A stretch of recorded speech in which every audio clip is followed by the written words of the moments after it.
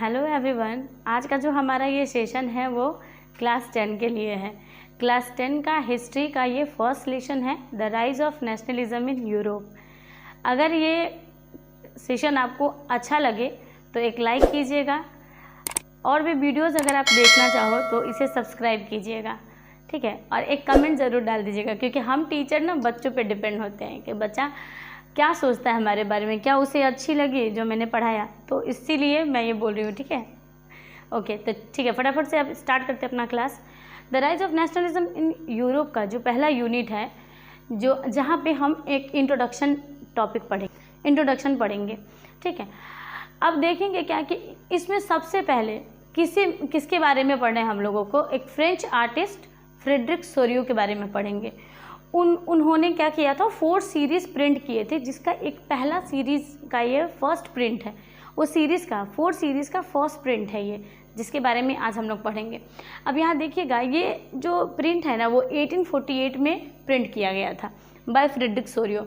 He was a French artist. See here, a dream of world wide democratic and social republic. Frederic Sorrieu का जो dream था ना वो था कि पूरे वर्ल्ड वाइड डेमोक्रेटिक और सोशल रिपब्लिक दिखे, और इसीलिए उन्होंने इस प्रिंट को जब बनाया ना तो उन्होंने बहुत सारी चीज़ों को ध्यान में रख के बनाया, ठीक है। अगर आप अच्छे से इसको देखोगे ना यहाँ तो स्टैच्यू ऑफ लिबर्टी दिखेंगे, उनके एक हाथ में टॉर्च ऑफ एनलाइटमेंट होगा, ठीक है, और दूसरे हाथ में अगर हम देखेंगे तो एक चार्टर ऑफ राइट्स लिखा हुआ है। See here, French artist Frederick Sorio has present his dream concept. उनका जो ड्रीम कॉन्सेप्ट था उन्हीं का ड्रीम कॉन्सेप्ट जो है इस चैप्टर के इंट्रोडक्टरी पेज में हम दिखे। पिक्चर 1.1 अगर देख रहे हैं, फर्स्ट पिक्चर जो देख रहे हैं वो रिप्रेजेंट करता है फ्रेडरिक सोरियो का dream concept. It was a medium of series of 4 printing. जैसा कि मैंने बताया कि 4 प्रिंटिंग का ये सीरीज है, जिसमें से हम पहला सीरीज़ को पढ़ रहे हैं, और ये एक यूटोपियन विज़न है। यूटोपियन विज़न मतलब कि सोसाइटी एक तरीके से एग्जिस्ट अभी नहीं कर रहा है, लेकिन एक पॉजिटिविटी देखने को मिल रहा है कि इस तरीके का सोसाइटी होना चाहिए, कुछ डेवलपमेंट देखने को मिलेंगे। The first picture in the series shows paying homage to Statue of Liberty as they pass by. अब देखोगे ना उस प्रिंट को तो देखिए अच्छे से कि उसमें एक लंबी ट्रेन बनी हुई है, और उस ट्रेन में मतलब कि एक रिप्रेजेंट कर रहे हैं कि अमेरिका, जर्मनी के कुछ मैन वीमेन एक कतार में खड़े, एक लाइन में खड़े हैं, और वो अपना होमेज प्रेजेंट कर रहे हैं स्टैच्यू ऑफ लिबर्टी के पास। तो वो जो लंबी ट्रेन बनी है वो ये दर्शाता है कि किस तरीके से वो अपना डिवोशन स्टैच्यू ऑफ लिबर्टी के पास रिप्रेजेंट कर रहे हैं, ठीक है। अब देखिए फीमेल फिगर, सबसे पहले तो हमको इसमें विजन ऑफ सोसाइटी जब हम देखेंगे, विजुअलाइजिंग नेशन जब हम देखते हैं तो हर नेशन को फीमेल फिगर से रिप्रेजेंट किया गया है। वो आगे के टॉपिक में हम देखेंगे कि फीमेल फिगर का क्या इंपॉर्टेंस है, क्यों फीमेल फिगर को इतना ज़्यादा इंपॉर्टेंस फ्रेडरिक सोरियो ने दिया था।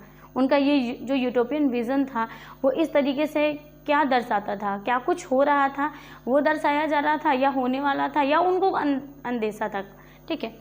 तो फीमेल फिगर को रिप्रेजेंट किया गया, वहाँ पे बनाया गया बर्निंग टॉर्च। ये तो मैंने बताया है कि स्टैच्यू ऑफ लिबर्टी के हाथ में टॉर्च ऑफ एनलाइटमेंट है, एक बर्निंग टॉर्च है जो कि बराबर कंटिन्यू अपने आसपास जितने वहाँ जो ट्रेन में आप देख रहे हो लोग खड़े हैं उन सारे के ऊपर एक रोशनी दिया जा रहा है, ठीक है।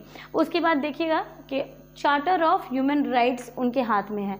तो स्टैच्यू ऑफ लिबर्टी को जब आप देखेंगे तो उनके लेफ्ट हैंड में टॉर्च ऑफ एनलाइटमेंट है, और राइट हैंड में अगर देखोगे तो चार्टर ऑफ राइट्स है। मतलब कि अगर कोई भी कंट्री डेमोक्रेटिक, जैसा कि बताया ना कि डेमोक्रेटिक और सोशल रिपब्लिक को वो का कॉन्सेप्ट था उनका, वर्ल्ड वाइड वही वो देखना चाह रहे थे। तो डेफिनेटली डेमोक्रेटिक कंट्री होगा तो कॉन्स्टिट्यूशन होंगे, फ्रेम किए जाएंगे और रिटन होगा वो, इसलिए चार्टर ऑफ राइट्स उनके हाथ में रिप्रेजेंट किया गया, मतलब बनाया गया था। उसके अलावा ट्राई कलर फ्लैग बनाया गया। ज़्यादातर उस क्यू में देखोगे तो हर कंट्री का एक ट्राई कलर का फ्लैग बनाया गया था। उसमें एक फ्लैग था जर्मन फ्लैग, जो कि black, red and golden colour का है। German flag black, red and golden colour का है, जिसको एक तरीके से कहा जाता है flag of liberals hope. Liberals के होप का, लिबरल जो सोचते थे, लिबरल्स का जो होप था उसका फ्लैग माना जाता था, जो जर्मनी के लिए बनाया गया था, ठीक है। Picture of Jesus Christ, angel, saints looking open the Statue of liberty.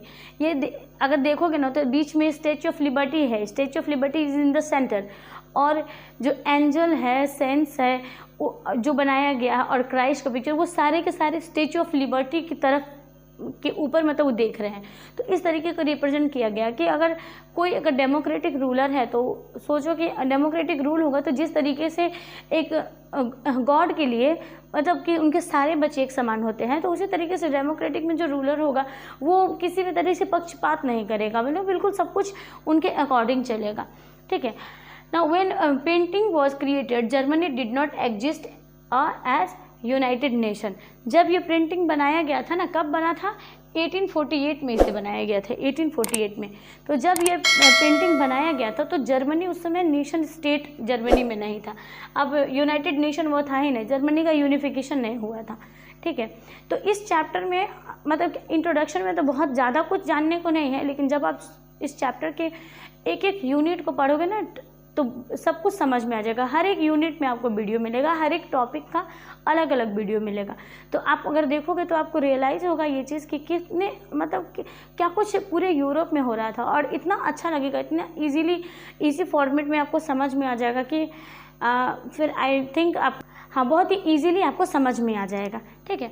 अब देखिए इसमें सबसे पहले हम लोग को पढ़ना क्या है कि पहला यूनिट हम लोग पढ़ेंगे द फ्रेंच रेवोल्यूशन और आइडिया ऑफ नेशन, इसके बाद जिसमें हम लोग पढ़ेंगे नेशनलिज्म